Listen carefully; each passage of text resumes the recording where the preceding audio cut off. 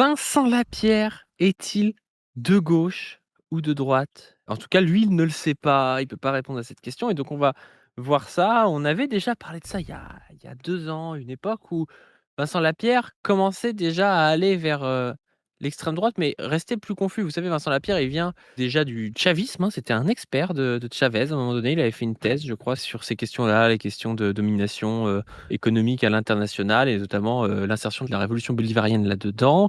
Et par le chavisme, en fait, il s'est retrouvé à travailler, je crois, d'abord pour Michel Collomb, puis après à se retrouver à travailler pour Soral et de fil en aiguille, il est passé donc plutôt de gens oppositionnels et plutôt socialistes, donc comme le la révolution bolivarienne et même comme, Michel Collomb, à du rouge-brunisme, a commencé à mettre en avant des aspects culturels de la révolution bolivarienne. Par exemple, vous savez, Chavez, c'est, Jésus et Marx, quoi. Mais c'est Jésus et Marx parce que ça a du sens en Amérique latine. En fait, en France, ça a quand même moins de sens. Mais, ça, Vincent Lapierre, il est incapable de se dire que c'est pas partout en tout temps et qu'en Chine, Jésus et Marx, ça serait un peu bizarre, quoi. Mais bon, bref.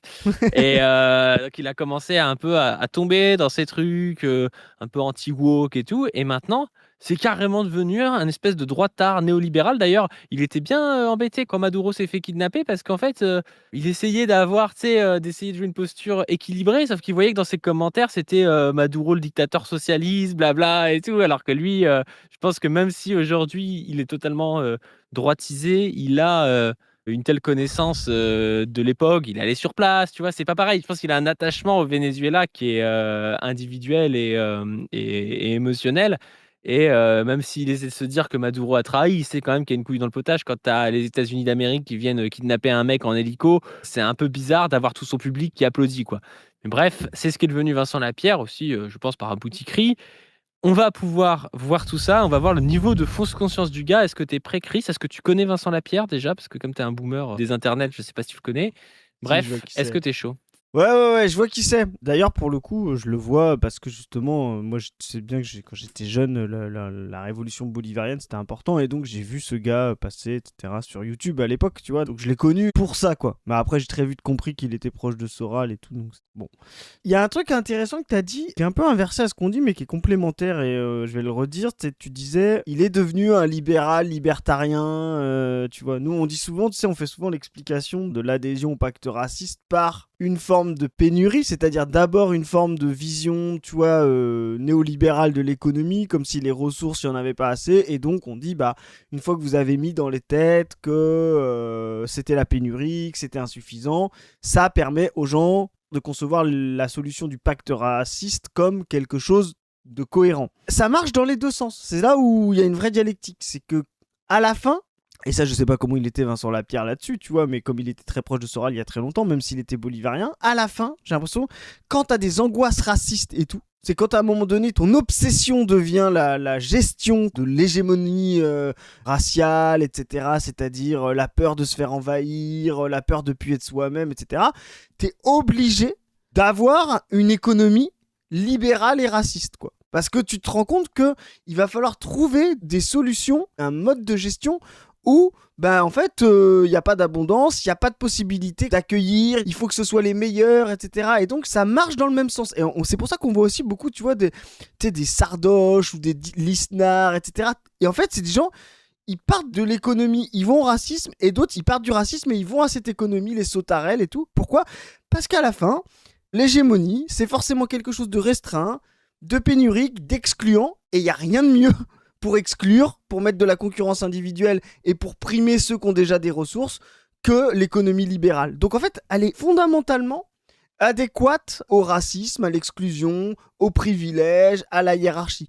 Toi, il y a une espèce de mythe qui a été aussi construit avec Michéa, tu sais, que l'économie de gauche serait libérale, libertaire. Enfin, tu vois, il y a, je dis Michéa parce que libéral, libertaire, c'est Kluskar.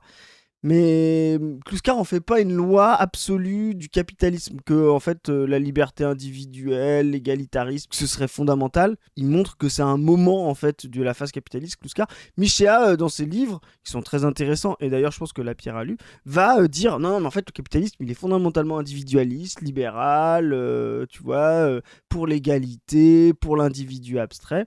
Et en fait, c'est faux. En fait, on se rend compte que ça ne tient pas parce qu'à un moment donné, tu l'avais dit dans une autre capsule, ben, quand ça fonctionne, ça peut tenir, mais dès qu'il y a une crise, en fait, tu te rends compte que bah non, en fait, l'égalité va devenir un problème par rapport à maintenir la propriété. La liberté va devenir un problème par rapport à maintenir la pénurie, etc. La sortie du racisme, la sortie du genre va devenir un problème dans cette économie pour sortir de la hiérarchie dont pénurie, hiérarchie et coercition sont fondamentales pour maintenir le capitalisme. Donc c'est marrant de voir là l'inverse, on va dire, quelqu'un qui se serait un espèce de communiste qui serait parti de Chavez et qui par racisme devient libertarien. On a souvent parlé de l'inverse, mais en fait là c'est un peu l'autre chemin, et en fait les deux chemins sont complémentaires. À la fin, quand vous voulez être cohérent, bah, vous êtes obligé d'être un libéral, autoritaire, hiérarchique, etc. Parce que les petits moments où en fait tout le monde gagne dans le capitalisme sont marginaux par rapport à ceux où très peu gagnent et beaucoup perdent, quoi. Ouais.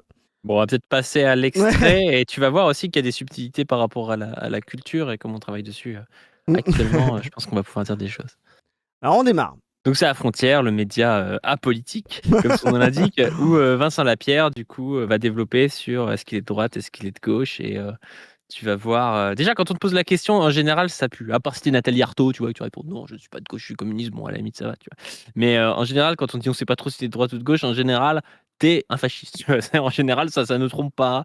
C'est des gars à la Chéniaud, c'est des gars à la Lapierre, c'est des gars, qui sont totalement confus, enfin voilà. Du coup, on va pouvoir voir ce que nous raconte, Vincent. Surtout dans la période. En plus, je suis juste un truc, mais Artaud, elle se distingue de. Elle se distingue en étant pas de gauche, en étant communiste, au sein d'un espace de gauche, quoi. Si tu lui Oui, oui. demandes par rapport à l'extrême droite, elle assume d'être de gauche, quoi. Alors Vincent Lapierre, êtes-vous de gauche ou de droite? Alors, je pourrais faire la réponse de Gaulle, qui disait qu'il n'était ni l'un ni l'autre, ou les deux à la fois. Ça dépend sous quel angle on regarde cette question. C'est vrai qu'une partie de la droite considère que je suis quelqu'un de gauche, et évidemment la gauche et l'extrême gauche considèrent que je suis d'extrême ultra-droite. Mais je pense, tu vois, je pense là pour le coup que c'est vraiment l'incarnation de ce que tu disais de ce qui est en train de disparaître en fait. C'est pour ça que ces gens-là sont sous pression. Ils étaient très à l'aise il y a quelques années, pendant la grande période de confusion, mais la période de moïsation les démasque, quoi. Et cette idée de je suis vraiment. On a dit que c'était un soralien, tu vois, genre je prends un peu de gauche, je prends un peu de droite, c'est la gauche du travail, la droite des valeurs, tu sais, c'était ça de. Voilà, je pense que ça se trouve, il penserait encore ça, Lapierre. Cette idée fonctionnait justement quand et la gauche et la droite devenaient inefficientes. Bien sûr, ouais. Post-Sarkozy, post-Hollande, voilà, ça fonctionnait. Tu pouvais dire, bon, je prends encore des trucs de gauche, mais je peux pas prendre toute la gauche. Je prends encore des trucs de droite, mais je peux pas prendre toute la droite. Donc, je suis un peu au-dessus de ça, je suis confus et tout. Et en fait, tu te rends compte que à la fin, bah, en fait, il y a une cohérence qui va se faire. Et les Soral, les Lapierre, les machins sont tous partis, soi-disant, de la droite des valeurs, qui veut dire le racisme, en fait, à la gauche du travail. Puis en fait, tu te rends compte que, bah non, c'est tous des petits boutiquiers, commerçants, artisans, qui vont quand même être pour moins d'impôts, qui vont pour mettre. Tu vois, et à la fin, ça va Ah, je sais donner. pas s'il est pour moins d'impôts, Lapierre, mais parce qu'en fait, il est très étatiste et il a cette vision un peu, tu vois, déjà quand tu passes de Chavez à De Gaulle, c'est déjà un changement, mais il a ce côté, je pense, fantasmé d'un De Gaulle qui serait pas néolibéral, pas, enfin, il est pas totalement néolibéral De Gaulle, mais néolibéraliste dès Mars ou De Gaulle en tout cas.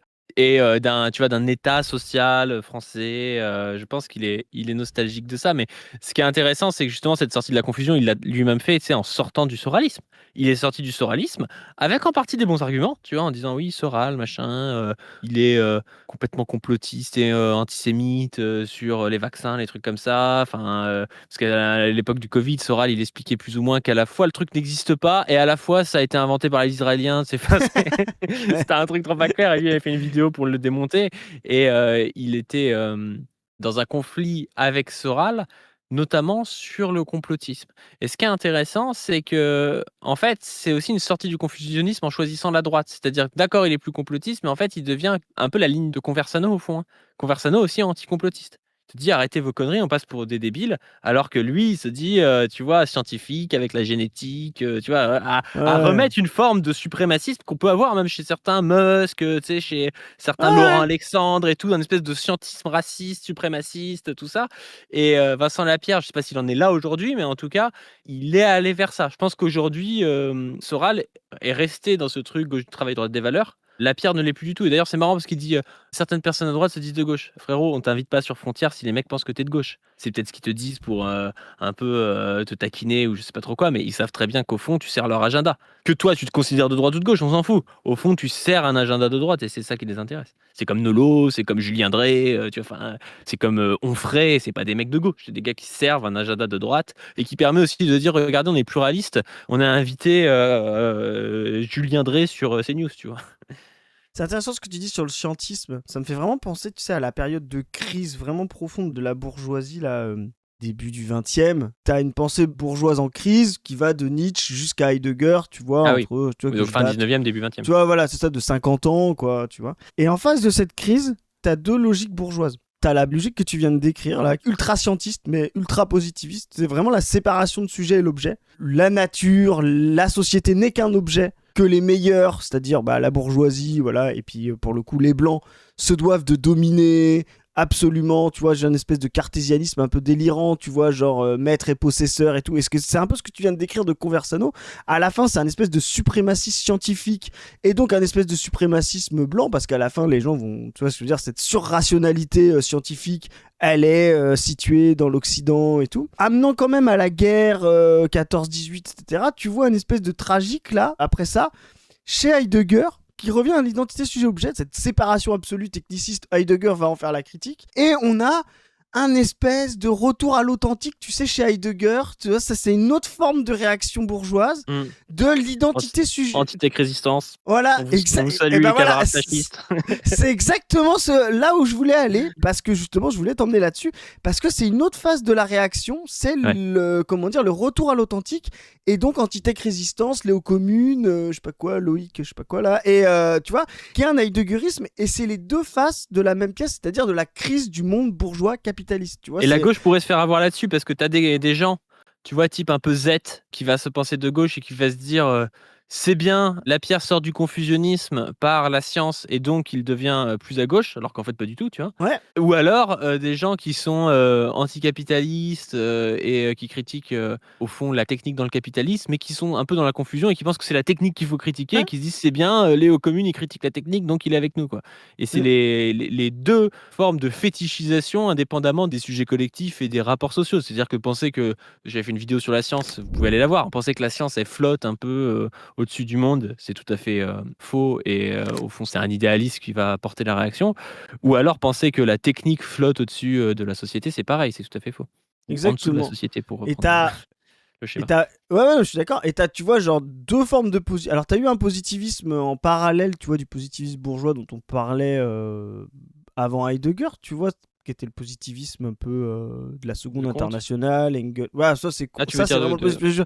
En réaction, tu vois ce que je veux dire, un positivisme un peu prolétarien, Plekhanov, Engels et tout. Et comme tu dis, il y a une problématique, c'est-à-dire de se dire, en fait, il n'y a pas une remise en question de l'activité même humaine au-delà des rapports sociaux spécifiques, tu vois ce que je veux dire, de se dire, c'est qu'un changement de classe qui va régler tous les problèmes, comme si c'était pas un changement d'activité total, technique, etc. Ça pouvait être un reproche qu'on aurait pu faire aux communistes de la Seconde Internationale, très mécaniste, quoi, tu vois. Mais il y a une réponse à tout ça. Et ce qui est intéressant, c'est que je pense que nous, on essaye d'être cette tradition-là. C'est Lukács. Lukács arrive en 23 dans l'Histoire et conscience de classe. D'ailleurs, moi, je suis sur la théorie de Goldman, comme quoi Heidegger a répondu à Lukács avec Être et temps en 27, 4 ans après. Il y a Lukács qui arrive en 23 et qui reprend... Oui, ça, juste pour les gens qui ne connaissent pas, en fait, c'est qu'il y a une théorie complotiste auquel Chris adhère. C'est de considérer que le livre Être et temps de Heidegger est une réponse à Histoire et conscience de classe de Lukács. C'est un truc, il y a deux personnes qui y croient. Non, il y a trois personnes. C'est Chris, Lucien Goldman et Nicolas Tertullian. Il y a ces trois personnes-là qui parlent de ça. J'ai jamais entendu personne parler de ça sinon. En tout cas, ce qui est sûr, c'est que dans Sein und Zeit, dans Être et temps... Après, on peut avoir raison à 3 contre la masse. À un moment donné, Heidegger, et ça c'est factuel, dit des gens comme les penseurs de la conscience possible. Tu vois, genre, il y en a qu'un à l'époque, il le cite même pas, mais il fait une analogie à ça, toi. En tout cas, peu importe, on va dire si c'est une réponse ou pas, qu'elle soit volontaire ou involontaire, ce qui est intéressant, c'est que c'est les mêmes thèmes qui sont brassés. C'est justement cette crise fondamentale de la société où le surtechnicisme, le surscientisme amène à la catastrophe de 14-18 et une guerre qui est en préparation, le fascisme et tout. Heidegger va considérer que le retour à l'identité sujet-objet c'est le retour à avant, l'authentique, quoi, tu vois, et que en fait tout le cartésianisme, la rationalité n'est qu'une longue dégradation du sujet authentique, absolu, tu vois, et donc c'est pour ça qu'Antithèque Résistance est très heideggerienne, voilà, là-dessus. Et Lukács va dire non, en fait, la problématique de la réponse de la Seconde Internationale communiste était bonne, elle n'était pas assez adéquate à la dialectique et à l'identité sujet-objet. C'est-à-dire qu'elle ne s'est pas profondément remise en question comme activité simplement du sujet prolétarien. C'est-à-dire c'était science prolétarienne contre science bourgeoise, alors que ce qu'il faut faire, c'est l'abolition de ces deux-là pour pouvoir faire une nouvelle unité communiste et totale qui se oriente vers le futur et qui ne s'oriente pas vers le passé. Et donc, moi, je trouve intéressant que là, entre l'Antithèque Résistance, comme tu l'as dit, les Musk, surscientistes, là, les Conversano et puis les Lapierre, je sais pas comment ils sont entre les deux, ben nous, on arrive avec la proposition lukáchienne, c'est-à-dire de repenser l'identité sujet-objet, non-séparation de la technique et de l'activité humaine, renouveau de la pensée dialectique et mise au cœur de la conscience possible. Et la conscience possible, c'est pas l'activité prolétarienne sur le monde, c'est l'activité d'un prolétariat qui se serait aboli lui-même et qui aurait aboli ses antagonistes, quoi. C'est-à-dire une pensée de l'unité de l'humanité après l'abolition du capitalisme. Et cette unité, bah, c'est une forme d'équilibre entre l'homme, la nature et puis l'animal, etc. Enfin, l'intégralité de la société, si possible, quoi. Et ben, je trouve vachement intéressant que la crise fondamentale, qui est une crise en plus comme la crise de la fin du 19e, larvée, qui commence à entraîner des guerres, mais on sait pas trop, mais qui est vraiment une crise de la baisse tendancielle du taux de profit et tout, amène les mêmes questionnements. Je trouve que c'est vraiment une démonstration que le marxisme est surpuissant, quoi. Donc là, attends, on va reprendre du coup. Il nous a dit que les gens disaient qu'il était de droite, de gauche, qu'il savait pas trop, que la droite disait qu'il était de gauche, que la gauche disait qu'il était de droite, et que lui, il pourrait reprendre le truc de De Gaulle en mode il est les deux ou il est aucun des deux. Et juste là, c'est une minute, hein, mais dans cette époque dont on a parlé de crise, il y avait exactement les mêmes moments de gens qui étaient soi-disant droite, gauche. Tu sais, t'as eu le boulangisme. Il aurait été sorélien, lui. Ouais, Sorel, le cercle Proudhon, tout ça, tu vois, c'est vraiment on vit à peu près le même moment, quoi. Des trucs sur lesquels d'ailleurs égalité et réconciliation travaillait, tu vois. Le Ouais. boulangisme, Sorel, le cercle Proudhon, comment il s'appelle, la Pierre de Brague, Ouais. un peu le numéro 2 d'égalité et réconciliation. Il a publié un bouquin sur le cercle Proudhon. Sur, tu vois, Ça me le. surprend pas. L'Alliance Ouais, Maurras, il a fait Sorel. son mémoire, je crois, de master sur le cercle Proudhon, sur, tu vois, comment il s'appelle, c'est pas l'Union Sacrée, sur l'Union Sacrée, ouais. Ouais, l'Union Sacrée de 14, ouais. C'est pas étonnant, et donc on a ces mêmes mouvements-là, où effectivement, bah, droite et gauche deviennent insuffisantes, quoi. Donc c'est intéressant quand même, ça prouve qu'il y a un sujet. Moi, si je devais déterminer mon propre positionnement politique, je dirais que cette question n'a pas lieu d'être. Cette question est pertinente dans un pays qui fonctionne normalement. Dès lors que ce pays est sous invasion migratoire... Ça, c'est intéressant. Ce qu'il dit C'est exactement ce que tu disais au début, t'avais pas vu le truc? C'est-à-dire que le mec, limite, il pourrait dire je suis de gauche, mais comme il y a l'invasion migratoire et que je suis un racelard, en fait, je deviens libertarien. Exactement. Et c'est ce qu'on disait à l'instant. Ils vivent une crise. Alors, tu vois ce que je veux dire? À la fin, tu veux dire réel ou fantasmé. Il faut comprendre un truc, c'est que vous soyez dans la conscience possible ou que vous soyez dans la fausse conscience, vous faites l'histoire quand même. C'est juste que vous empruntez pas le même chemin. Et ça, les gens, il faut qu'ils le comprennent. La fausse conscience n'est pas une conscience inefficiente. C'est comme, je sais pas, c'est comme quand vous voulez parler d'un sujet et puis que vous connaissez pas le sujet. Ça vous empêchera pas de parler, mais vous allez dire des conneries. Et donc, vous allez quand même avoir une activité historique et vous allez passer pour un fanfaron, pour un abruti, ce qui est le cas quand vous êtes Greg Tabibian, par exemple. Donc, la fausse conscience ou la conscience réelle, ou la conscience adéquate, pour rester dans Lukács, tu vois, elle a le même niveau. Donc, ils vivent une crise fondamentale pour eux, l'invasion migratoire et tout. Et comme on l'a dit, parce qu'il y a crise, alors l'efficience droite-gauche n'a plus de sens. Tu vois ce que je veux dire? Nous, on dit c'est la crise fondamentale du mode de production qui crée la confusion, etc. Mais eux, c'est la crise migratoire. Mais à la fin, ils ont le même comportement normal. Quand il y a une crise de la société, réelle ou fantasmée, eh ben, droite et gauche sont, insuffisants pour y répondre, quoi. Ouais, mais attends, c'est encore une fois de la post-rationalisation, là. Je suis désolé, c'est trop facile. C'est-à-dire que le mec est un racelard, il s'invente une crise migratoire et il dit « je suis raciste parce qu'il y a une crise migratoire », tu vois. C'est vraiment, il inverse le truc. C'est comme les gars qui te disent, tu sais, ils sont déjà néolibéraux dans leur tête, à vouloir tout garder pour eux et baisser les charges pour les autres, machin, et ils te disent c'est parce qu'il y a la dette, alors que c'est eux-mêmes qui ont inventé l'idéologie de la dette, mais à la fin Mais c'est est-ce une que inversion, et encore une fois c'est presque un fétiche, tu vois.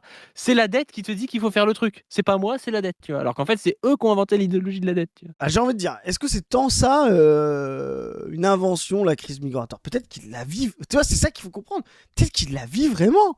Peut-être que ce gars est vraiment en sueur quand il est à Barbès. Il y a quand même une réalité. C'est que l'état de la France aujourd'hui est différent en termes d'état ethnique. Tu vois ce que je veux dire? Parce qu'il y a eu des migrations. Tu vois, moi, je pense que c'est marginal, on s'en tape, c'est secondaire. Mais qu'il y ait des migrations, d'accord, mais c'est pas une crise migratoire. Non, La non, crise mais n'est pas liée à abs- l'immigration, tu vois. Non, mais absolu, je suis d'accord. Mais que lui, il la vive sur le plan individuel comme ça, toi, j'en sais rien il le vit peut-être vraiment comme ça. C'est vraiment peut-être une vraie angoisse, tu vois. Toi, Ah non, mais c'est une vraie angoisse, mais tu qui vois. vient a posteriori, je pense. Tu vois, encore une fois, c'est une angoisse c'est lui qui produit l'angoisse à Puis pas que lui, en partir, plus d'autres comme lui. Ouais, oui, c'est ça.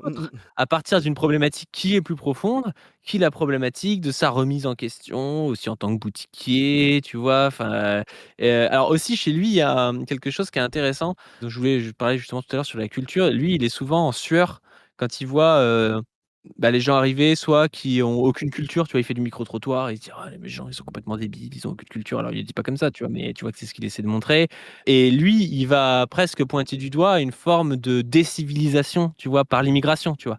Pour lui, les gens aujourd'hui sont totalement décérébrés par l'immigration, tu vois? Et il comprend pas qu'en fait, c'est pas vraiment, en fait, c'est que lui, mais comme souvent, hein, c'est un gars issu de l'immigration aussi. Je sais plus, je crois qu'il a un des 2 parents d'Amérique du Sud, et souvent, on en avait déjà parlé, tu as pas mal d'influenceurs de droite comme ça qui sont métis et qui, justement, Tabibian, enfin, je sais pas s'il est métis, mais tu vois, genre Tabibian, il a un nom à consonance plutôt arménienne, si je ne me trompe pas. Ventose, elle a un nom aussi, qui est peut-être Ouais, pas forcément, Pologne. ouais, voilà, Kuzmanovic, il est, yougoslave. Yougoslave. Après, tu as toute la team des plus, droitards, Valek, il est d'Albanie, Raptor, je crois qu'il est d'Algérie, El Ryan, je sais pas d'où il est, mais il est du Maghreb ou du Mashrek, enfin voilà. Ah, puis tu peux même tu sais, genre, même Zemmour, tu vois, l'autre génération, les Zemmour, les Finkielkraut, etc. Et Tu c'est vois, des enfin, gens qui ont, tu vois, qui, pour se faire une place, je pense, en tant qu'enfants d'immigrés, c'est souvent pas eux les immigrés, mais souvent c'est des enfants d'immigrés, Exactement. ont dû acquérir une culture qu'ils considèrent comme étant une culture française légitime pour arriver. Et lui, il a fait un doctorat, tu vois, pour arriver en disant, moi, je connais. Et en fait, il se rend compte a posteriori que ce que lui, il connaît de la culture française, les autres le connaissent pas forcément. Et il se dit, ah, mais c'est parce que la France a changé depuis que je suis arrivé. Moi, mes parents, ils sont arrivés il y a 40 ans, les gens connaissaient la culture. Et aujourd'hui, les gens ne connaissent plus la culture et c'est la faute de l'immigration. Et en fait, il ne comprend pas que la culture, qui à un moment donné était un moyen de faire classe pour la bourgeoisie, de singer l'aristocratie, tout ça, aujourd'hui n'a plus cette utilité-là avec la généralisation du classement par diplôme, avec la massification du bac et tout ça. Ce qui fait qu'aujourd'hui, moi je le vois, et je dis pas ça forcément à mal, mais moi, les médecins de ma génération, ils n'ont pas plus de culture que des gens qui n'auraient pas fait d'études, tu vois. Mais Ouais, réellement, hein. Et c'est c'est ça. pas grave, tu vois, mais ils n'ont pas plus de culture. Et tu croises des fois un type comme Chris, par exemple. Non, mais t'as bac plus 2 toi, Ouais, ouais, je dis ouais, pas de conneries, tu vois. formellement, ouais. T'as bac plus 2, tu beaucoup plus de culture que tous les médecins que je connais réunis, je pense, tu vois. Sauf la chef docteur Zoé, tu vois.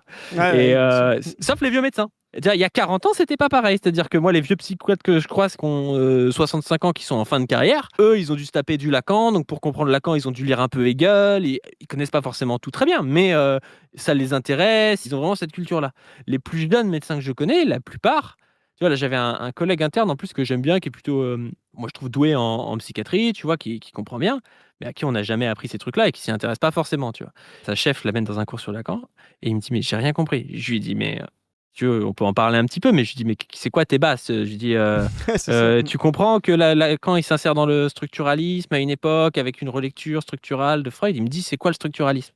Tu vois, tu as des gens qui ont bac plus 7-8, qui font une spécialité de sciences en partie humaine, hein, qui est de la médecine et notamment de la psychiatrie, et qui ne connaissent pas le structuralisme. Alors qu'aujourd'hui, avec internet et tout, tu vas avoir des gens qui ont pas le bac et qui connaissent le structuralisme. Et donc tu vois que la culture n'est plus une obligation pour les classes supérieures, mais est presque un passe-temps comme un autre pour des gens qui, alors nous on considère que c'est utile, donc c'est même pas juste un passe-temps, mais pour des gens qui veulent réfléchir à la société ou qui veulent s'y intéresser comme ils pourraient s'intéresser à la musique ou à d'autres types de choses aussi culturelles, quoi. Bref, je sais pas s'il y a des choses à dire par rapport à ça, Non, mais je trouve non, que c'est très intéressant parce c'est qu'il très panique sur la intéressant. culture, lui. Et il pense que c'est lié à l'immigration alors que c'est lié au capitalisme, en fait. Et surtout, en fait, il vient des reliquats. Il est jeune, il a sur mon âge, donc c'est vraiment la fin de la fin, mais tu sais, de pré-crise, quoi, tu vois, où la méritocratie fonctionnait encore. Et effectivement, les enfants d'immigrés surinvestissent l'école, leurs parents surinvestissent l'école, un peu comme les enfants d'ouvriers, tu vois, justement, parce que tu as une espèce de sortir de sa condition par l'école. C'est le truc que la République promet pour sortir de sa condition. Alors même si quand on fait des stats, en fait, on se rend compte que c'est comme devenir footballeur professionnel, quoi. Tu vois ce que je veux dire? C'est peut-être que même maintenant être footballeur professionnel, t'as peut-être plus de chances que de devenir, docteur quand tu viens des classes inférieures. Mais à la fin, c'est une possibilité, mais elle est quand même marginale en termes statistiques, quoi. Tu vois, tu vas faire partir des 2-3% d'élus. Le truc, c'est que quand tu viens des classes subalternes, tu peux pas assumer vraiment, tu sais, de te dire ah mais je suis devenu un vrai bourgeois par cette culture. Tu vois, c'est la culture bourgeoise, elle doit se dire, ou les cultures légitimes, elle doit se dire comme étant la vraie culture. Elle peut pas dire c'est la culture des bourgeois, parce que sinon t'assumes une forme de conflictualité de classe et d'exploitation, tu vois. Donc elle est investie, et encore plus par des gens d'origine immigrée qui justement essayent, en plus d'avoir une bonne place, de s'insérer dans la société, de s'intégrer, comme la vraie culture française. Tu vois, elle est sublimée comme ça, comme la vraie culture française. Et là c'est intéressant, parce que il y a deux formes extrêmes qui vont s'opposer. Quand la société fonctionne, bah oui, ça va être la vraie culture française. Quand la société va commencer à être en crise, ces parcours-là, transitionnels, de classe, tu vois ce que je veux dire, et encore plus si tu mets des gens d'origine immigrée et tout, soit tu vas avoir des gens qui vont devenir vraiment très antiracistes, en disant, en fait, on m'a demandé de faire des études, mais on ne demande pas la même chose aux vrais Français, culturellement, de bien parler, tu vois ce que je veux dire, de connaître ci, de connaître ça, donc la race existe, quoi. C'est-à-dire, on n'exige pas la même chose. On m'exige à moi de me dévoiler, de bien connaître la laïcité, alors que Justine, Blanche, on lui demande jamais de s'exprimer sur la laïcité, sur le terrorisme et tout. Et là, tu vas créer toute une masse, et plutôt, moi je pense, normale. C'est plutôt la voie de déboucher, de remettre en question qu'il y a une forme de suprémacisme, national et tout. Et puis, tu vas avoir d'autres à l'inverse, les mêmes, qui vont choisir l'extrême opposé, à la Lapierre, à la Tatiana Ventose, qui vont dire « Ah non, mais moi j'ai obtenu ça, donc en fait les autres, c'est que vous êtes des feignasses, des lâches, des mauvais, quoi. » Ils vont pas remettre en question la structure totale et le système dans le fait que quand tu l'atteins, tu vois, ils vont dire « En fait, je l'ai, et donc c'est nécessaire pour tout le monde, et donc je suis une nouvelle élite par rapport aux autres, tu vois. » T'as ces deux extrêmes-là qui, en fait, marquent la crise, quoi. Et comme tu l'as dit, le fond du fond, c'est que le capitalisme s'en bat les couilles, en fait, d'avoir des cadres sub qui jouent du Chopin ou lisent du Balzac en rentrant chez eux, plutôt que de regarder Netflix. Ils en ont rien à battre. Et même, j'ai envie de dire, ce que disait Goldman, c'est des spécialistes analphabètes au sens inculte, quoi. Effectivement, la culture, la connaissance, que tu disais tout à l'heure, la philosophie et tout, est un moyen de sens critique, et c'est plutôt une emmerde au quotidien quand de plus en plus le système est en crise et qu'il faut 99% des gens qui appliquent des décisions bêtement et des procédures plutôt que des gens qui ouvrent leur gueule et qui trouvent des nouvelles solutions ou remettent en question les procédures, tu vois. Donc moi j'ai envie de finir là-dessus, mais je pense je te laisse une passe D, mais les gens qui parlent de capital culturel, mais vraiment, mais c'est un slop qui ne sert à rien, qui ne dit rien. Je veux dire, le capital culturel, c'est À gauche, c'est vraiment... très répandu. En fait, c'est des gens qui lisent les Pinceau Charlot et qui pensent que les bourgeois aujourd'hui, c'est des gens, ils vont à l'opéra 3 fois par semaine. Ils font des rallyes. Ils font des rallyes et tout. Genre, oui, t'as 400 Dans des familles qui font ça châteaux. en France, tu vois, mais l'immense majorité du monde ne tourne pas comme ça. Et aujourd'hui, en termes culturels, il y a beaucoup moins de différence entre un 4 sup et un prolo, tu vois. Ça peut dire qu'il n'y a pas des petites spécificités et qui peuvent parfois d'ailleurs regrouper les deux, tu vois, qu'à l'époque je sais pas, du 19e siècle ou du 20e siècle, où il y avait un réel enjeu d'inscription dans la culture aussi, parce que le baccalauréat était une sorte de privilège, hein, avec des taux de réussite qui étaient 8-10 fois moins qu'aujourd'hui. Il faut se rendre compte de ce que c'était le baccalauréat à l'époque, rien que de nos grands-parents. avoir un baccalauréat à l'époque de nos grands-parents, c'est pas du tout pareil qu'avoir un baccalauréat aujourd'hui, Ah non, parce rien à qu'il y voir. a eu cette massification. Et les droitards se disent c'est parce que c'est la gauche qui a détruit la culture. Non, non, c'est parce qu'en fait la culture est devenue inutile pour structurer le capitalisme. Donc tu as Exactement. des gens qui peuvent s'intéresser à de la culture, encore une fois, de manière un peu utilitaire comme nous de notre militantisme, de manière aussi par plaisir, C'est comme du nous aussi dans loisir, notre c'est du loisir. loisir. Mais ça n'est pas une manière de différencier les gens. C'est pour ça d'ailleurs que vous avez plein de. On parle des spécialistes analphabètes, mais les sciences pis, c'est un peu ça, tu vois. Ouais, ouais. Alors en plus, ils sont pires que tout parce qu'ils pensent connaître, tu vois. Mais c'est des gens qui ne connaissent pas grand-chose et qu'on met là en essayant de leur faire croire qu'ils sont légitimes et on leur rabâche des conneries bourdieusiennes sur le capital culturel, des trucs qui sont déjà faux à l'époque où, enfin, en train de mourir à l'époque où Bourdieu le décrit. Encore à l'époque où Bourdieu le décrit, il y a encore des Bah, ils voient la bourgeois un queue de peu comète, aristocrates et quoi. tout, tu Ouais, c'est vois. ça. Mais c'est vraiment la fin de la fin de la fin du truc. Et aujourd'hui, ça a plus trop de sens. Mais ça crée d'ailleurs une sorte de tragique chez les personnes comme Lapierre, tu vois, je te dis, issus d'une certaine immigration et tout, qui eux pensent s'être assimilés, avoir récupéré la culture et tout. C'est qu'en fait, ils se retrouvent dans des milieux de droite avec des Thaïs d'Escuffon, des Baptiste Marchais, c'est-à-dire des Français français, tu vois, qui les méprisent parce que Ouais, c'est eux ça. sont immigrés et qui ont 3 fois moins de culture qu'eux, tu vois. Et Lapierre, il passe son temps à faire des interviews. Il en a fait une il y a pas longtemps, une interview avec un gars qui fait de la MMA, qui est complètement teubé et tout. Et tu vois que Lapierre, je sais pas, il croise je sais pas quelle cathédrale, il dit bah tu vois, là c'est là où je sais pas quel roi s'est fait couronner. Enfin, Lapierre a une anecdote historique et tu vois que son visage s'illumine, qu'il aime l'histoire de France, tu vois. Ouais, ouais. Et le mec, il lui répond un truc genre ah moi mon roi préféré c'est Saint-Louis parce qu'il a fait les croisades. Et t'es là, Lapierre, il est là en mode c'est quoi ce gogol, tu vois. Enfin, il lui dit pas, mais tu te dis les mecs sont juste teubés, ont une espèce de fantasme sur la guerre boum boum les rois, tu vois, alors que lui ça l'intéresse vraiment en réalité de comprendre un peu la Ouais, ouais. spécificité de chaque roi. Et c'est tragique sincèrement. C'est Ouais. super tragique comme position parce qu'il est bloqué le gars. Mais c'est pour ça, et parce qu'en plus, il refoule le concept qui lui permettrait de comprendre ça, tu vois, de sortir du tragique, mais qui l'obligerait à transformer le monde différemment de ce qu'il fait, c'est la race. C'est ce que je veux dire, tu peux être un inculte total, si t'es un blanc, tu vois, depuis tant de générations, tu vois ce que je veux dire, ça vaut plus Tu que peux dans le être système. au Texas, c'est tout, ça vaut Tu vois, plus et on considère plus français. C'est ça la race. Tu vois ce que je veux dire, c'est que c'est des choses que personne remet en question, alors que tu peux arriver avec toute ton intégration, ton bagage culturel, etc.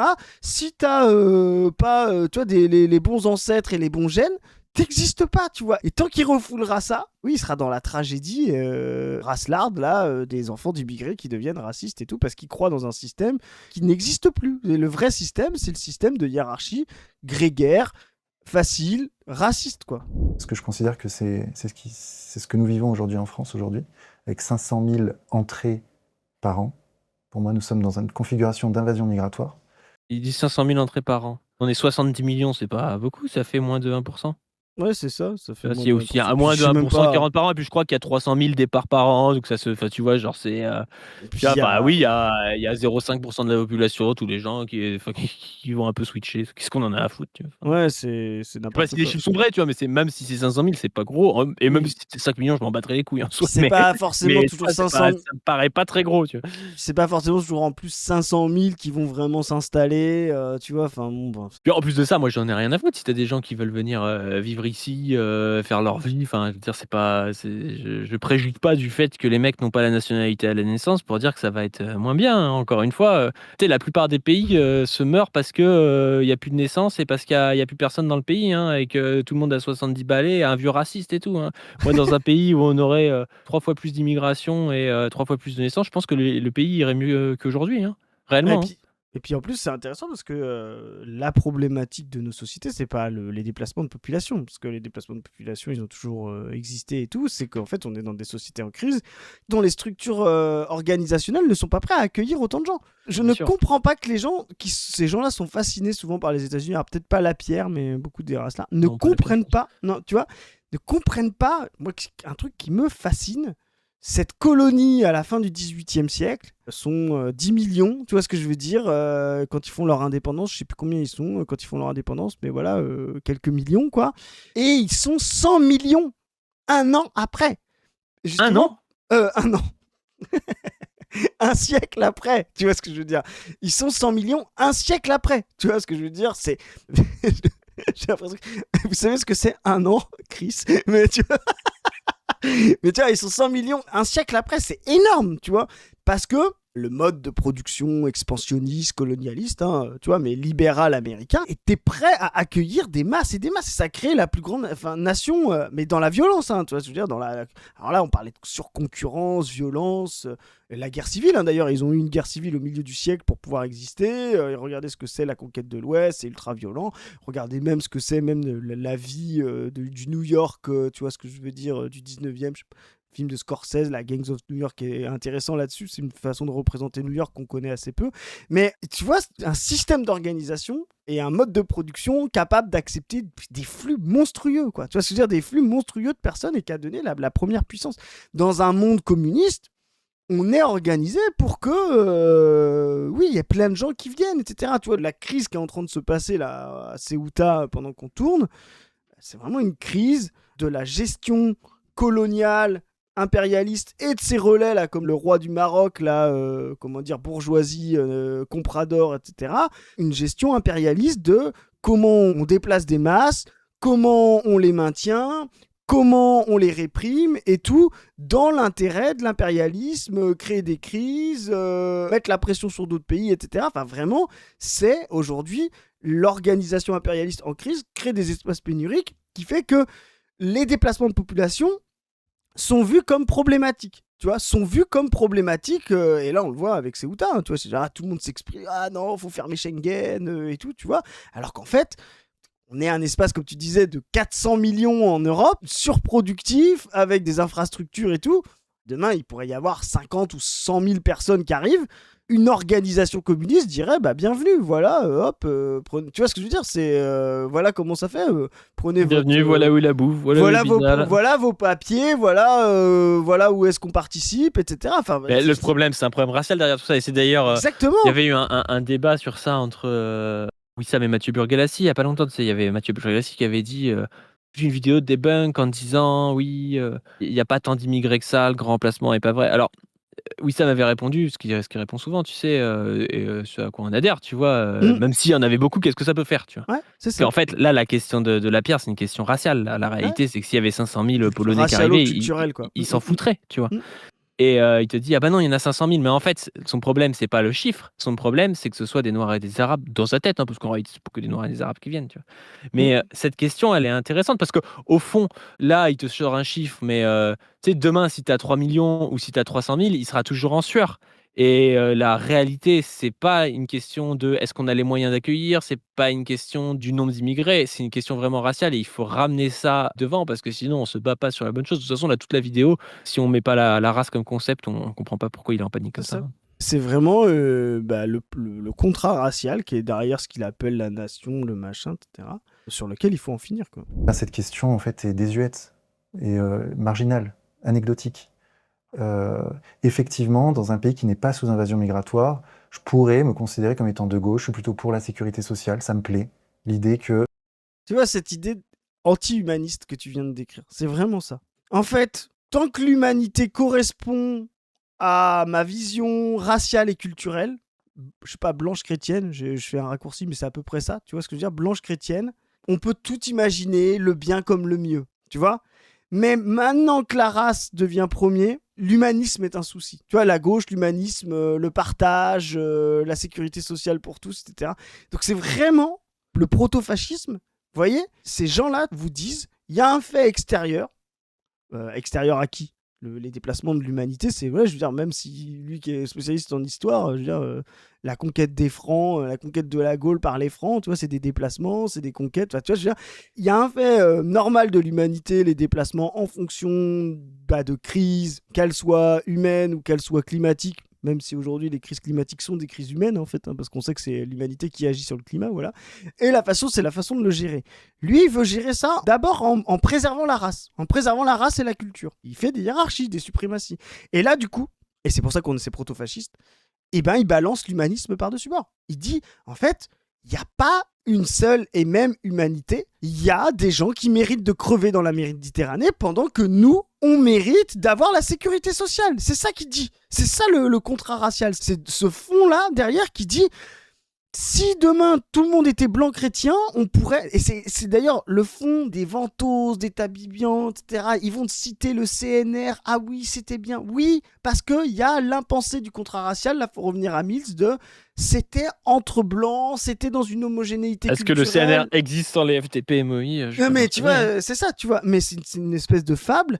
Et là, il y a un anti-universalisme et un anti-humanisme. Et c'est pour ça que nous, on va vous dire, non mais vous pouvez pas vous dire de gauche et dire l'universalisme ou l'humanisme, c'est forcément une oppression et tout, tu vois. Non, c'est une forme d'inabouti. Nous, comme on dit le communisme, on va pas dire ah non, ça c'était pas du vrai humanisme. Non, non, il y a une forme d'activité humaine qui considère faire de l'humanisme et puis qui en fait reste une forme de suprémacisme. Il faut faire la critique, mais c'est un chemin. C'est ce chemin qu'on analyse exactement comme on défend le communisme. Tu vois ce que je veux dire? Cette orientation vers une humanité réconciliée. Si vous balancez cette idée-là par-dessus bord, c'est-à-dire cette activité où vous êtes obligé de vous dire comment on fait en sorte que nous soyons tous frères humains, quels sont les types d'organisations, quelles sont les structures et systèmes à abolir pour ça, en disant l'humanisme de toute façon c'est de la merde, mais vous préparez le terrain au fascisme, c'est sûr et certain, parce que c'est ce contre quoi son ADN est constitué. Et ce que démontre Lapierre aujourd'hui, c'est que l'universalisme et l'humanisme, pour lui, est secondaire par rapport à l'unité raciale qu'il appelle, lui, la lutte contre la crise migratoire. Et ça, c'est fondamental. Hein. Un peuple va aider les plus démunis, va redistribuer les richesses, etc. Cette idée-là me plaît, dans la théorie. Il veut aider les plus démunis sans aider les Noirs et les Arabes. C'est un truc de ouf, quoi. C'est un truc de ouf. C'est le gars qui s'invente le fait que ce sera un bon samaritain, mais les gens les plus dans la merde, internationalement, qui viennent ici pour retrouver de l'espoir, tout ça, tu vois, il va dire bah non. C'est n'importe quoi, tu vois. C'est anti-humaniste, quoi. Il y a des gens qui méritent d'être aidés dans un second temps quand on sera tous racialement et culturellement cohérents. C'est le gars qui va voir ses potes qui ont de la thune en disant ouais, si vous étiez dans la merde, je vous aiderai, mais qu'elle va jamais aider un mec qui a pas de thune, tu vois. Bah oui, c'est sûr. C'est facile quand ça reste abstrait, quoi. Quand ça reste j'aiderais peut-être si t'étais dans la merde, les gens qui sont pas dans la merde, ça va, quoi. Je pourrais me considérer comme étant de gauche. D'ailleurs, je viens de la gauche, puisque j'ai traduit plus de 100 discours d'Hugo Chavez, qui n'est pas considéré comme un dirigeant spécialement d'extrême droite. Sauf par RP. Mais bref. Mes parents, mon père était du Parti communiste. Si je peux dire, même dans mon enfance, je lui tenais la main, je l'accompagnais dans des réunions communistes. Ça, je déteste ça. Les gens ils disent mon père, on s'en fout. Je veux dire, on en a rien à foutre de savoir si ton père était du Parti communiste. C'est parce que ton père était communiste que toi t'es communiste. Enfin, ça c'est. Mais il y a plein de gars au Parti communiste comme ça qui te disent moi j'y suis parce que mon grand-père y était. Oui d'accord, ton grand-père était résistant, toi tu votes Roussel. Et c'est un petit peu de faire la part des choses entre les deux, frérot. Enfin, c'est n'importe quoi. C'est pas. Tu peux avoir un héritage familial, tu peux en parler, y a pas de souci. Mais se cacher quand t'es un racelard derrière le fait que ton père était au Parti communiste, c'est insupportable. Mais c'est une autre façon, tu sais, ce que tu disais tout à l'heure, d'utiliser ce faux concept de capital culturel pour se donner des airs de gauche. Ah, mais je suis de gauche parce que regardez, j'ai un capital culturel de gauche hérité de mon papa, de ma maman, etc. Non, ça ne fait pas une activité sociale, ça, le capital L'allemand culturel. faisait ça, Didier Lallemand, il disait ouais, moi j'ai un capital culturel de gauche parce que j'ai lu l'idéologie allemande en 1973. D'accord, mais entre-temps, t'as éborgné des mecs, tu vois.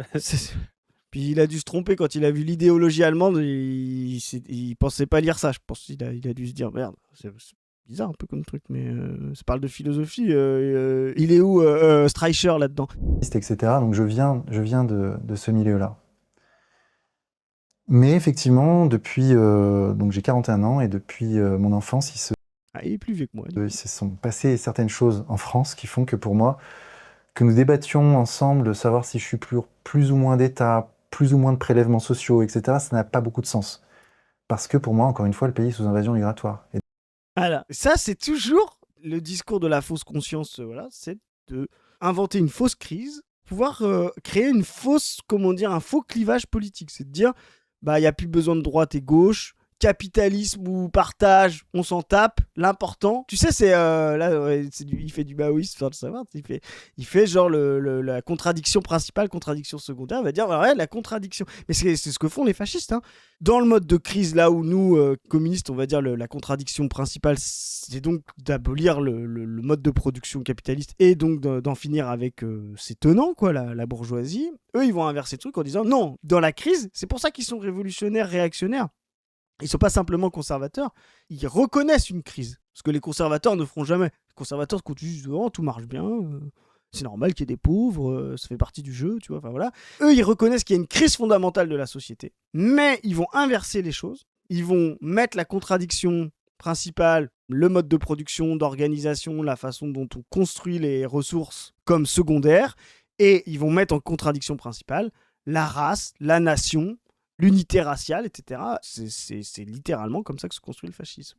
Ce qui est marrant, c'est qu'il faut se méfier des gens d'ailleurs qui s'intéressent qu'à des combats internationaux et pas dans leur pays, enfin qui sont, tu sais, soutien des progressistes à l'international, mais pas dans leur pays, parce que c'est quand même Ouais. un peu étonnant de boucler sur l'immigration. Moi, je pense que l'immigration au Venezuela, il y en a eu aussi. Je pense pas que Chavez était un racelard Ah non, anti-immigration. c'est impossible. Je pense que l'immigration à gérer au Venezuela, dans un pays beaucoup plus pauvre, était beaucoup plus compliquée à gérer, et pourtant Chavez n'était pas un racelard.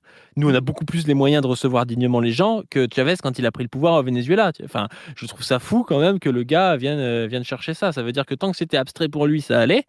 Par contre, quand ça devient concret pour lui et que peut-être qu'à un moment donné, il va se retrouver à la boulangerie avec un Renoir, le mec est complètement ouf, quoi. C'est ça. Et puis, des gens comme Chavez ou d'autres, leur question, c'est presque quand ils transforment. C'est tellement violent quand ils transforment l'économie que leur question, c'est même pas l'immigration, mais l'émigration. Tu vois, Ah, c'est-à-dire bien sûr. de garder des forces vives, quoi. Donc vraiment, c'est là où tu te dis, oui, on serait intéressant de pourquoi il est allé chercher Chavez. Tu vois, qu'est-ce qui parlait chez lui? Est-ce que c'est les discours de Chavez très chrétiens, tu vois, parce qu'il y a de ça chez Chavez, voilà. Est-ce qu'il voyait déjà dans Chavez quelque chose de confus, qui était aussi vendu en France comme ça? Je vais pas leur remettre une balle, mais si quand même, tu sais, par les trottes. Effectivement, Chavez a toujours été vu en France comme pas assez de la pureté d'extrême gauche classique trotte, de Plenel, la LCR et tout à l'époque, etc. Et puis d'extrême gauche pour les droitards. Donc, dans la période de confusion, il pouvait apparaître comme un confus pour des confus. Or, il ne l'est pas. C'est un type révolutionnaire à l'échelle de l'Amérique du Sud.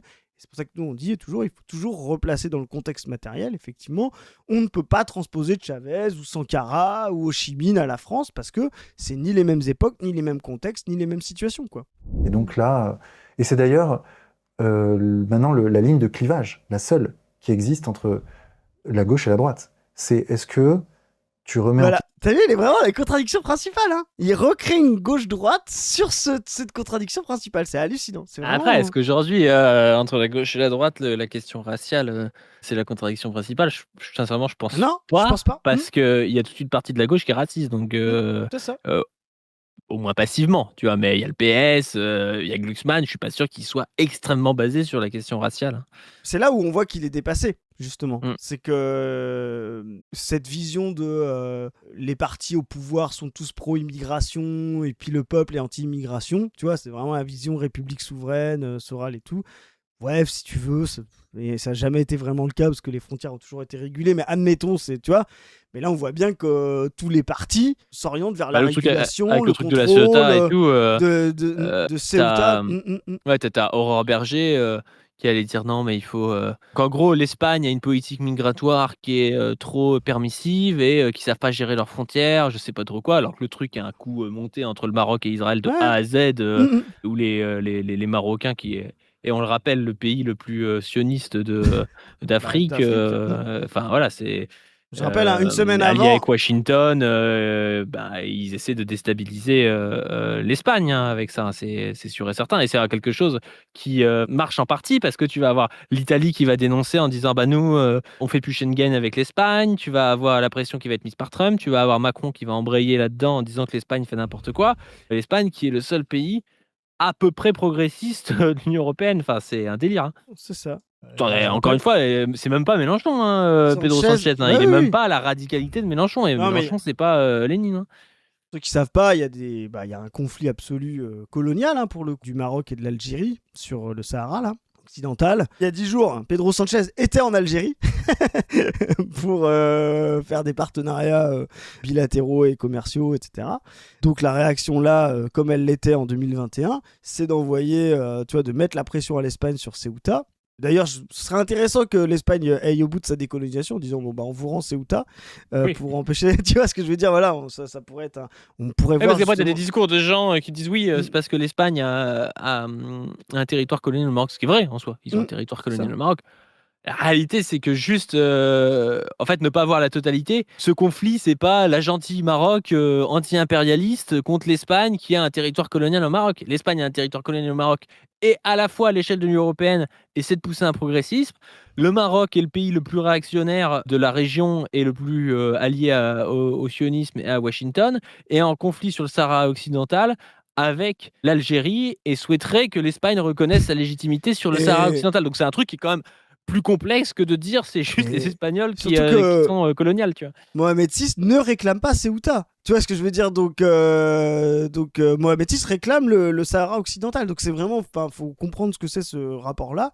Et effectivement, en plus, ça va dans l'espace réactionnaire de Trump, Rubio, on l'a montré, allez voir notre superbe film, etc. Dans cet espace-là de fermer les frontières, recréer du taux d'exploitation encore plus fort au centre pour combattre la Chine. C'est ça la logique, tu vois.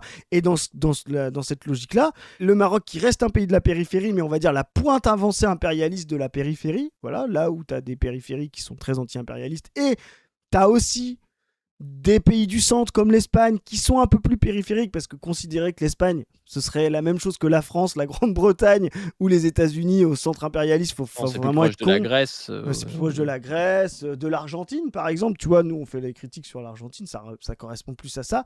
Donc voilà, il y a cette dissymétrie et des fois justement il y a dans cet espace-là, des fois le pays périphérique impérialiste, lui, il est plus réactionnaire que le pays progressiste du centre. Là, ça s'appelle de la dialectique. Il n'y a pas d'échelle, voilà, au plus proche vous êtes du centre, plus vous êtes réactionnaire. Sinon, le monde serait très efficient et il n'y aurait pas de crise, quoi.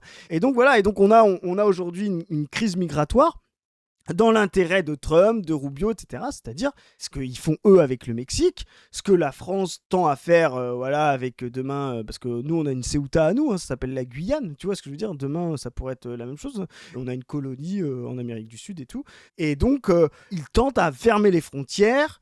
Nous, on a même plusieurs Ceuta en vrai. Ouais, c'est vrai, on en a plusieurs. Celle-là est peut-être la plus proche, tu vois, en termes de comparaison, mais on en a plein, ouais. Et vraiment, c'est une façon de reprendre la main sur le monde, les flux, la violence, d'en finir avec le progressisme, de justement recontrôler les masses, martyriser les peuples, et c'est ce qui est en train de se passer là, avec l'assentiment, on va dire, de toutes les gauches et les droites. Donc là, il est complètement à l'ouest, la Pierre.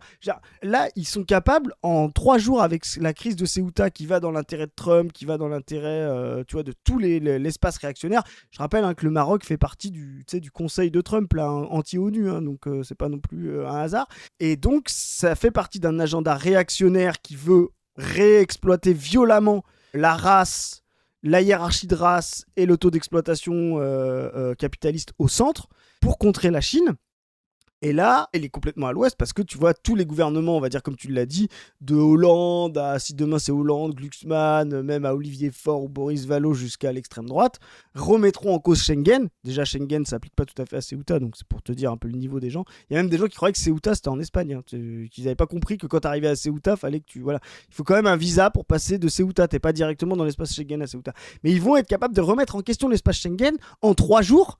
Alors que la crise des subprimes, ils ont en 3 jours décidé de donner 1000 milliards aux banques. Voyez? Donc vous voyez où est la contradiction principale? Voilà, Schengen, l'immigration, tout ça c'est secondaire par rapport au fait de maintenir la propriété privée du capitalisme. Question, la politique migratoire qui a eu lieu en France pendant 40 ans, si ta réponse est oui, tu es considéré comme étant quelqu'un d'extrême droite. C'est la question, c'est ça le clivage gauche-droite aujourd'hui. Là, il est vraiment en 2005. Par exemple. Surtout qu'en plus, moi, je considère pas que toute personne qui remet en question l'immigration est d'extrême droite. Il est entre le centre et l'extrême droite. Il y a des gens du centre qui remettent aussi en cause l'immigration. Enfin, ça dépend de ton niveau de fascisation, quoi. Mais, les conservateurs, quoi. Donc si on parle du clivage actuel, je suis de droite, mais en réalité, au fond, ma tendance naturelle irait plutôt vers des idées... même je dirais de gauche, ouais, pourquoi pas, bien sûr. Un état fort, le gars, il est en train de se battre sur le front de l'Est avec le costume nazi. Il dit là, on est en guerre contre les saloperies bolcheviques, donc là, je suis peut-être de droite, mais en vrai, peut-être que je suis de gauche. Ouais, bien sûr. Ouais. J'ai toujours suivi Doriot. J'ai été pour le Front Populaire comme lui quand il était à Saint-Denis, etc. Non, mais vraiment, Mais c'est intéressant parce que cette vidéo, elle montre des choses. Je pense qu'il y a beaucoup de gens d'extrême droite qui sont là-dessus. Parce que c'est encore, tu vois, ils sont obligés de s'inventer que c'est pas vraiment eux qui sont d'extrême droite, c'est que eux, ils essayent de résoudre un vrai problème qui est le truc de l'immigration. Je l'ai entendu 1000 Oui, fois, des oui, gens moi comme aussi, j'ai ça. entendu 1000 Tu fois vois, ça. c'est 1000 fois. Mais c'est pas moi qui décide. Il y a un problème migratoire. Faut d'abord qu'on le règle pour pouvoir qu'après on partage. Parce que comment on va faire? Il y a déjà tant de chômeurs en France. Et si on fait venir des immigrés, tu vois, genre en mode, je suis encore un humaniste. Mais en fait, j'ai pas le choix, je suis obligé d'être un racelard, faut régler d'abord ce problème. C'est comme si c'était le feu dans la maison, tu vois. Mais vraiment, ce n'est pas vrai. Vous êtes raciste quand vous considérez que factuellement, ça, c'est objectif. Ce n'est pas vrai. Il y a un changement d'état de la population, il y a plein de gens qui viennent, il y a effectivement beaucoup plus de gens arabo-musulmans en France, il y a beaucoup plus de gens noirs, moi je dis, et c'est tant mieux, voilà. Ça n'est pas un problème. Le fait d'en faire un problème, c'est pas parce que ce serait un problème que vous devenez raciste, c'est parce que vous êtes raciste que vous trouvez un problème. C'est ça l'identité Bien sujet-objet. sûr, bien sûr, bien sûr. Mais c'est intéressant parce que c'est souvent, quand même des mecs qui disent ça, tu vois? Les meufs d'extrême droite, c'est souvent des Thaïs Duterte d'Escuffon, blabla, tu vois? Des meufs qui sont d'origine, franco-française, et souvent, c'est plutôt des mecs, par contre, je trouve, qui sont, comme ça. Il y a que Ventos qui fait un peu, office de poil à gratter, dans ma théorie, mais faudrait creuser le rapport aussi qu'il y a à une, je enfin, je sais pas, une sensation peut-être de je sais pas comment le dire, mais presque une sensation, tu sais, d'un truc très masculin, de la guerre, de l'opposition, Ouais, presque ouais. physique avec des hordes d'immigrés, moi enfin, je le Ah vois oui, comme ça oui. chez ces mecs-là, ils sont en panique, comme si, demain ils allaient être rentrés en concurrence physique avec des immigrés, qu'ils voient en plus, qu'ils fantasment comme étant forts physiquement et tout, enfin, je sais pas, il y Bah, a là, on faudrait je faire rentrer. j'entends rarement ce discours de: «Avant j'étais communiste, maintenant je suis d'extrême droite» de la bouche d'une meuf. J'ai jamais Bah, trop entendu et ça. Il y a que Ventos Ventos d'ailleurs, qui fait ça. ouais, ou Stern. Tu sais, des meufs qui, Ouais, enfin Stern qui. n'était pas communiste. Stern, c'est différent. Stern, c'est, ouais, c'est Ouais, c'est mais c'est qui, en fait, différent. c'est quand même des meufs qui jouent, tu sais, un survirilisme un peu. Tu vois, et Mmh. qui adoptent des codes masculins. Tu sais, Ventos a fait ça, ouais, envoyez-leur les militaires, envoyez-leur les flics. Tu vois ce que je veux dire? Elle joue ce truc-là, ce qui est bien une forme de porosité du genre. Tu peux adopter des codes masculins quand t'es une femme, etc. Mais t'as raison, c'est fondamental. Les femmes, dans l'ordre hiérarchique, patriarcal, résiduel, tu vois, dans le capitalisme, et même, tu vois, sont plutôt orientées vers l'accueil, orientées vers l'hospitalité, tu vois ce que je veux dire, orientées vers la gestion du quotidien. Tu vois, donc les hommes, eux, ils sont plutôt orientés vers la défense. La défense des structures, la défense Oui, oui, oui, c'est ça que je de voulais la dire, ouais. propriété, etc. Donc l'ordre racial est bien mieux. Et d'ailleurs, en plus, tu me lances des trucs. Si t'aimes bien me faire des trucs comme ça, c'est aussi. Là, tu vois ce que essaye de comprendre Lévi-Strauss quand il parle des atomes de parenté, les structures de la parenté fondamentale, tu vois. Quand il dit les structures de la parenté, c'est une femme, un homme, son mari, et un autre homme qui fait circuler les femmes. Tu vois, il dit parce qu'en fait, c'est intéressant parce que c'est ce qu'on voit en fait dans toutes les civilisations. Il a raison quand il y a des modes de civilisation propriétaires, etc., en fait, les femmes circulent. C'est-à-dire que quand tu as une fille, tu la donnes à une autre famille pour sortir de l'endogamie, quoi, tu vois. Donc, voilà. Et ce qui circule, c'est les femmes. Et donc, ça donne forcément des structures mentales de devoir sortir de sa famille, devoir accepter une autre famille, devoir accepter, tu vois ce que je veux dire? De changer, non. De changer de nom, de changer de structure, de s'adapter. Tu vois, le monde féminin patriarcal et on va dire propriétariste du noyau de la famille, quoi, oblige les femmes à beaucoup plus d'adaptabilité, de s'adapter à des nouveaux maris, à des nouvelles structures. Donc ça crée aussi les structures, tu sais, d'être beaucoup plus servile, beaucoup plus, tu vois, d'accepter les règles et tout. Mais ça crée beaucoup moins de mentalité, comme tu dis, oppositionnelle racelarde, parce que elle circule pendant que les hommes, eux, protègent justement cette circulation et protègent l'invasion. Donc effectivement, si tu mets le doigt sur quelque chose de, à mon avis, fondamental, la race, la nation va toujours être beaucoup plus investie par les hommes, parce que c'est là où ils ont un rôle à jouer dans de la défense. Là où les femmes, en fait, finalement, vont continuer malgré tout de circuler pour éviter l'endogamie, et donc ont un rapport différencié par rapport à ça. Donc c'est vraiment très important, ouais. Ouais, ouais, ouais. Bon, on va peut-être, s'arrêter là. Dites-nous du coup s'il est de droite ou de gauche. Nous, on sait toujours pas, hein, on se pose la question. Il y a rien d'évident, rien qui nous saute aux yeux. N'hésitez pas à aller voir notre, film, en tout cas, sur Cuba ou la solidarité anti-impérialiste qui s'appelle À l'assaut du ciel. Les projections en cours sont à découvrir sur la-brèche.org. Si vous voulez organiser une diffusion parce qu'il n'y en a pas proche de chez vous, parce que juste vous voulez organiser une autre diffusion en plus, vous pouvez sur justement la-brèche.org.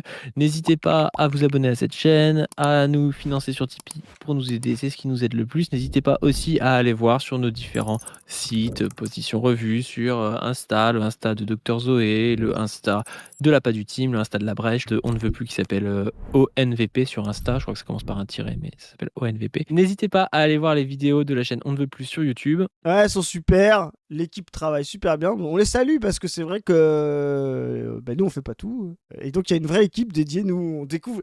Franchement, je le dis, à part celle sur laquelle on travaille, il y a des vidéos. Moi je sais même pas qu'elles vont sortir et tout.